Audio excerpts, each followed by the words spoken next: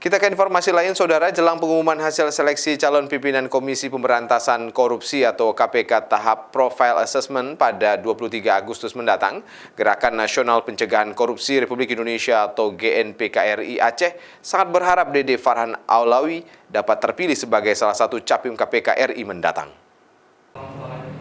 Dukungan pengurus GNPK RI Aceh terhadap sosok Dede Farhan Aulawi, salah satu peserta capim KPK yang telah lulus seleksi beberapa tahapan itu diberikan karena rekam jejaknya selama ini dinilai sangat konsen dan profesional dalam melakukan sosialisasi dan advokasi untuk pencegahan anti korupsi di tanah air. GNPK RI Aceh sangat berharap nama Dede Farhan Aulawi lulus dari seleksi tahapan profil assessment hingga ke tahap seleksi akhir 10 nama capim KPK yang nantinya akan diserahkan oleh panitia seleksi kepada Presiden. Dede Farhan Aulawi dikenal sebagai sosok yang multitalenta. Ia memiliki keahlian di berbagai bidang yang sudah sangat teruji. Bahkan saat ini ia dipercaya sebagai Komisioner Kepolisian Nasional atau Kompolnas dari tokoh masyarakat.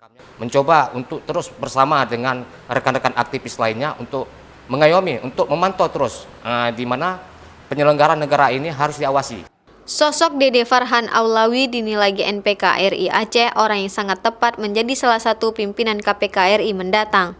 Sehingga Provinsi Aceh yang paling banyak mengalir dana otonomi khusus dari pusat nantinya dapat dikawal pengelolaannya lebih ketat dari penyimpangan korupsi, sehingga pembangunan di Provinsi Aceh lebih baik dan tepat sasaran.